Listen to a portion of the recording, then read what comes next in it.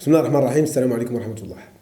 Après avoir expliqué les différents niveaux de décision dans une organisation, au cours de cette vidéo, on va présenter la différence entre une vocation, une vision, une finalité, un objectif, un but et une mission.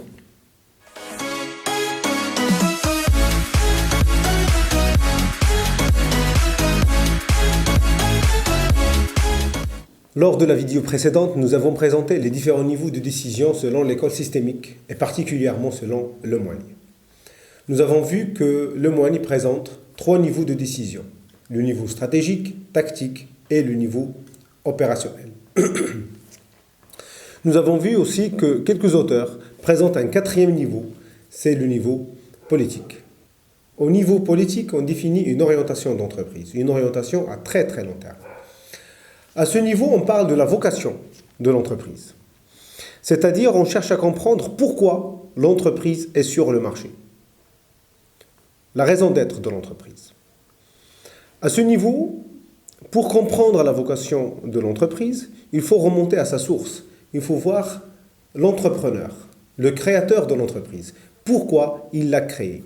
Pourquoi il a créé son entreprise? La vocation sert de base sur laquelle on se reporte en cas de doute sur la stratégie. Vous hésitez à mettre en place un projet, vous hésitez à développer un domaine d'activité stratégique, reportez-vous à la vocation. Si c'est cohérent, vous pouvez le prendre. Si ce n'est pas cohérent, vous écartez le projet. On peut donner un exemple, le cas des banques qui assurent les voitures et les maisons. Si on voit un projet de banque qui met en place des assurances pour les voitures et des assurances pour les maisons, ça ne semble pas cohérent. Mais si on remonte à la vocation de la banque, la vocation de la banque ou de quelques banques est de protéger les biens d'une personne. Là, on comprend, parce que protéger les biens d'une personne, parler de voitures, parler de maisons, parler de l'argent, on parle toujours de biens de la personne. La vocation permet aussi d'élargir la vision sur un marché. Souvent, ça permet de voir d'autres concurrents qu'a priori on n'aurait pas imaginé. Et si je vous dis que la visioconférence fait de la concurrence aux moyens de transport, ferroviaire et aérien. La vocation des moyens de transport est de faire rencontrer les gens et d'améliorer la communication entre les gens. Et d'ailleurs, c'est la même chose au niveau de la visioconférence. Et plusieurs études montrent que depuis la mise en place de la visioconférence, le nombre de trajets, le nombre de voyages professionnels a baissé. 69% des voyages étaient pour des réunions. Et une partie de ces voyages peuvent être remplacés par la visioconférence. Donc lorsqu'on parle de vocation, on est au niveau politique. Au niveau stratégique, on parle de finalité. Les finalités de l'entreprise traduisent sa vocation. C'est la raison d'être, traduisent la raison d'être de l'entreprise. On cherche à répondre à la question, qu'est-ce qu'on peut faire? Qu'est-ce qu'on peut faire par rapport aux ressources qu'on a? Et qu'est-ce qu'on peut faire par rapport à l'environnement dans lequel se trouve l'entreprise? Et comment on peut se projeter dans le futur par rapport aux concurrents, par rapport aux fournisseurs, par rapport à la technologie qui existe, etc.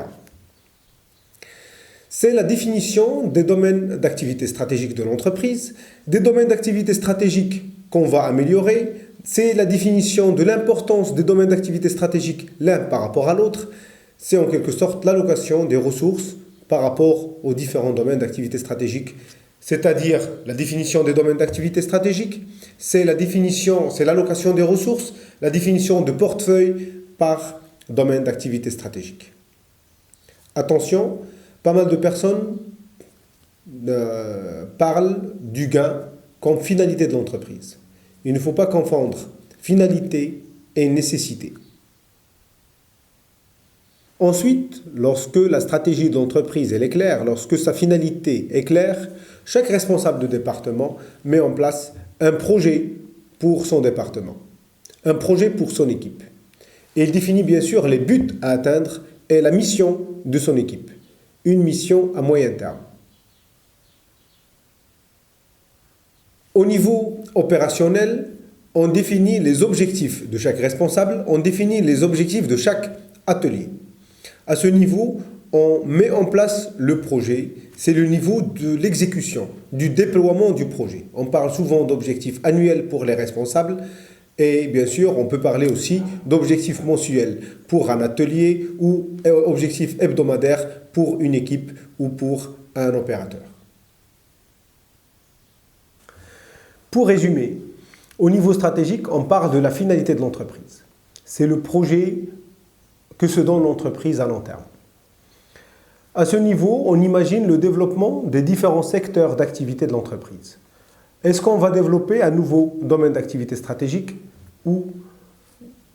et bien sûr l'importance d'un domaine d'activité stratégique par rapport aux autres domaines d'activité de l'entreprise. C'est tout simplement imaginer la place de l'entreprise dans le futur par rapport à ses concurrents et par rapport à son environnement. Au niveau tactique, chaque responsable de département va développer un projet en cohérence avec la finalité de l'entreprise. Il va définir les buts à atteindre par son équipe et par les ateliers sous sa direction. Le rôle du niveau stratégique à ce stade, c'est de veiller à la cohérence des différents projets développés par les différents responsables d'ateliers. Au niveau opérationnel, au niveau de l'exécution, du déploiement des projets, on parle d'objectifs. Et souvent, on parle d'objectifs de projet. Ce sont des objectifs souvent annuels. Ça peut être aussi des objectifs hebdomadaires, ça peut être aussi des objectifs journaliers ou mensuels. Tout est en relation avec l'organisation et la structure de l'entreprise. Et aussi, le niveau tactique, c'est-à-dire le chef de département, veille à la cohérence des différents objectifs des différents ateliers sous sa direction. Pour que l'ensemble soit cohérent, c'est-à-dire la finalité, les buts et les objectifs. Voilà. J'espère que cela va vous permettre de comprendre ces différentes notions. Si vous avez des questions, n'hésitez pas à me les poser en bas de la vidéo ou sur ma page Facebook. Je vous donne rendez-vous pour une prochaine vidéo. D'ici là, salam alaikum wa rahmatullah.